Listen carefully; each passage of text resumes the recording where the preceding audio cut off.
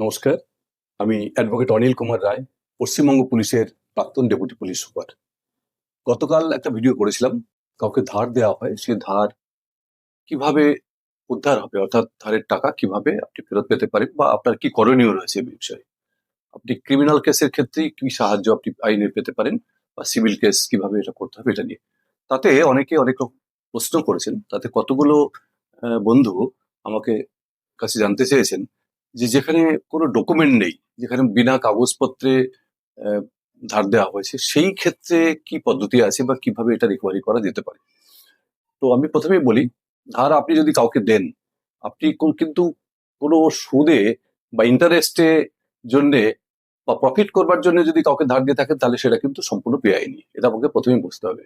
এবারে যদি আপনি কারোর বিপদে, কারোর পাশে কোনো পরিচিত ব্যক্তিকে আপনি আর্থিক কিছুদিনের জন্য, একটা নির্দিষ্ট সময়ের জন্য তাকে ধার দিয়ে থাকেন, আহ, সেটা ফেরত পাবার আশা নিয়ে, সেটা কিন্তু কোনো বেআইনি কাজ নয়।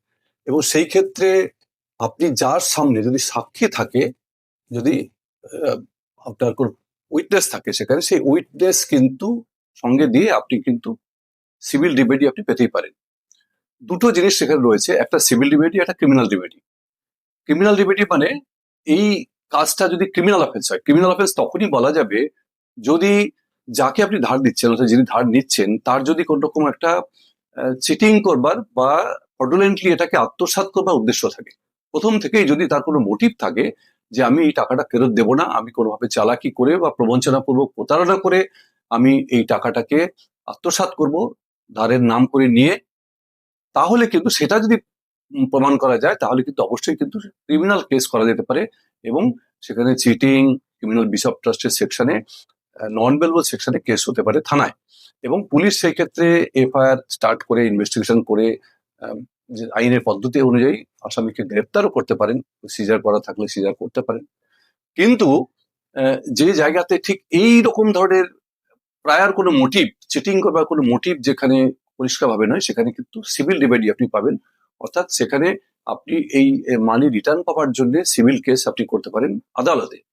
সেখানে আদালত আপনার সাক্ষী সাবত যদি থাকে, তাদের এক্সামিন করবে। আপনার ইমেল বা হোয়াটসঅ্যাপে কোনো কমিউনিকেশন থাকতে পারে, কিংবা যে ট্রানজাকশনটা হয়েছিল সেই ট্রানজাকশনটা হয়েছিল অনলাইনে, তাহলে তার ডকুমেন্ট আপনার কাছে রয়েছে, সেই ডকুমেন্ট আপনি দিতে পারেন।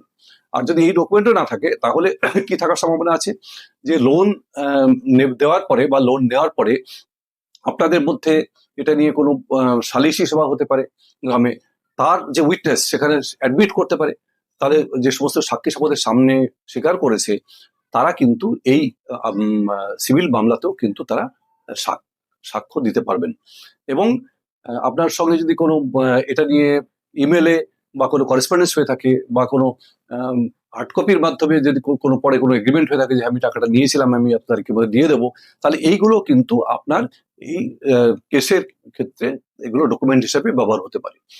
তো এই দুটোই রিমেডি রয়েছে আমাদের। একটা হচ্ছে ক্রিমিনাল কেস। ক্রিমিনাল কেস করাটা মানে টাকা উদ্ধারের ঠিক পদ্ধতি নয়, কিন্তু টাকাটা প্রবঞ্চনাপূর্বক প্রতারণা করে টাকাটাকে আত্মসাৎ যারা করেন, তাদের বিরুদ্ধে আইনানুগ ব্যবস্থা গ্রহণ করে ক্রিমিনাল কেস স্টার্ট করে তাদের বিরুদ্ধে ব্যবস্থা নেওয়া, আদালতে চার্জশিট দাখিল করা, এবং সেটাও কিন্তু মহামান্য আদালতে বিচার হবে।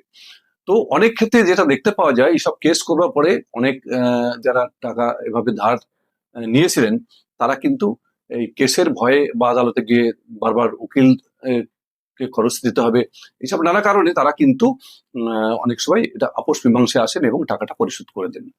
এবং এমনও দেখা গেছে যে ক্রিমিনাল কেস হয়নি, সিভিল কেস হয়েছে। সিভিল কেসে সিভিল কেস সম্বন্ধে আরেকটা কথা আমি বলতে চাই।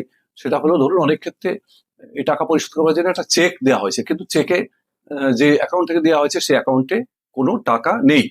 তাহলে সেই ক্ষেত্রে কিন্তু চেকটা বাউন্স হবে। অর্থাৎ সেই চেকটা যার নাম ইস্যু করা হয়েছে, তিনি যখনই প্রডিউস করবেন ব্যাংকে, ব্যাংক কিন্তু বলে দেবে যে এই অ্যাকাউন্টে কোনো টাকা নেই, চেক বাউন্স। এই চেক বাউন্স হলে এইটাই ইটসেলফ একটা কিন্তু অফেন্স, এবং সেই অফেন্সের ভিত্তিতে একটা নেগোসিয়েবল ইনস্ট্রুমেন্ট অ্যাক্ট বা এনআই অ্যাক্ট বলে সেটাকে, সেই অ্যাক্টে কিন্তু কেস হতে পারে। এবং সেই কেসেও কিন্তু বিচার বিবেচনার পরে আদালত, মহামান্য আদালত কিন্তু তাকে পেনাল পাবলিশানের সেখানে ব্যবস্থা রয়েছে, সেখানে বিশ্বত মানিটারি যে কম্পেনসেশন, মানিটারি পেনাল্টির ব্যবস্থা রয়েছে, সেটা কিন্তু মহামান্য আদালত এটা দিতে পারেন।